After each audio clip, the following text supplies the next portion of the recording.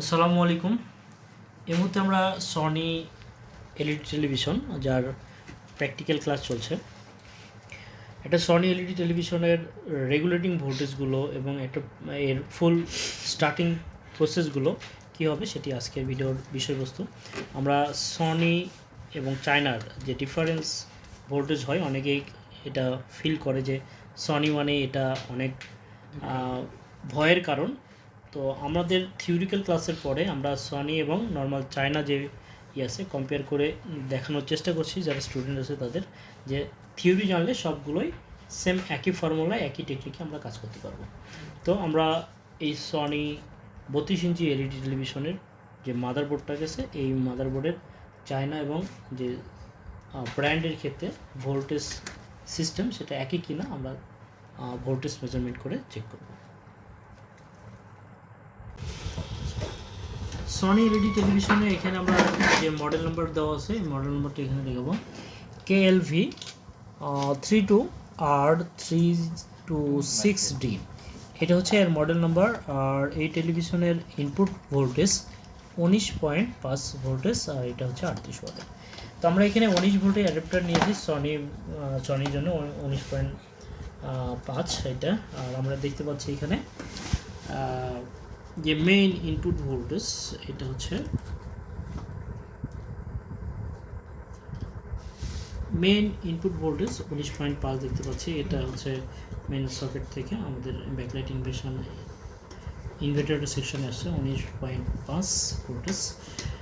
আর এখানে first 19 volt input করার পরে এখানে ফার্স্ট একটা ভোল্টেজ জেনারেট করে, সেটি হচ্ছে দেখতে পাচ্ছি এখানে 19 ভোল্ট এবং ইন্ডিকেটর কয়েল দিয়ে, এটা বাক কনভার্টার সার্কিট। ইন্ডিকেটর কয়েলের পরে এখানে আমরা দেখছি হচ্ছে 9.7 ভোল্টেজ। এটা হচ্ছে ফার্স্ট বাক রেগুলেটর সার্কিট, যেখানে 19 ভোল্ট ইনপুট করার পরে 9.7 ভোল্ট আউটপুট করছে। এবং এই ভোল্টেজের পরে এখানে আমরা দুইটার ইন্ডিকেটর দেখতে পাচ্ছি। এবং আমরা জানি যে যখন কোনো বাক কনভার্টার সার্কিট হবে, সাধারণত মাদারবোর্ডে মেইন যে ভোল্টেজ থাকে এটা থেকে স্টেপ ডাউন করে বাক সার্কিট করে এখানে রেগুলেটেড ভোল্টেজগুলো নেয়। তো আমরা এখানে দেখতে পাচ্ছি এখানেও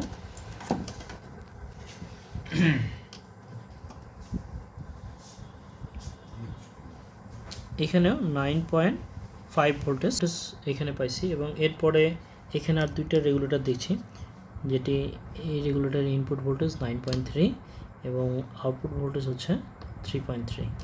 এই রেগুলেটরের ইনপুট ভোল্টেজ হচ্ছে 9.3, আউটপুট হচ্ছে 1.2 ভোল্টেজ।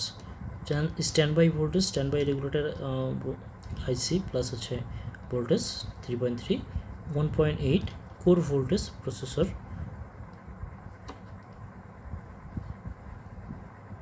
এই দুইটা মূলত মেইন ভোল্টেজ, যেটা হচ্ছে প্রসেসরকে রান করার জন্য মেইনলি কাজ করে। এরপরে আমরা ইউএসবি সেক্টরের জন্য এখানে আরেকটা সাপ্লাই দেখছি, রেগুলেটর বাক কনভার্টার রেগুলেটর, যেখানে 12 ভোল্ট সাপ্লাই নিয়েছে এবং আউটপুট করছে হচ্ছে 5.2 ভোল্টেজ। তো আমরা চাইনিজ যেই সেটগুলোতে দেখি যে এটাতে প্রথমে 12 ভোল্ট থাকে, তারপরে 5 ভোল্ট হয়, তো 1.2, 3.3 এবং 1.8 ভোল্টেজ। ঠিক একই ফর্মুলা এখানেও আমরা দেখতে পাচ্ছি। এটা 19 ভোল্ট সাপ্লাই থেকে 9.6 ভোল্ট নিয়েছে, এরপরে 9.6টা ইনপুট নিয়েছে, আউটপুট 1.2, 9.6 ভোল্ট ইনপুট নিয়েছে, আউটপুট করছে হচ্ছে 3.3 এবং এখানে 5 ভোল্টেজ। এরপরে আরেকটি ভোল্টেজ জেনারেট করে, সেটি হচ্ছে 1.8 স্ট্যান্ড বাই রিলিজের পরে।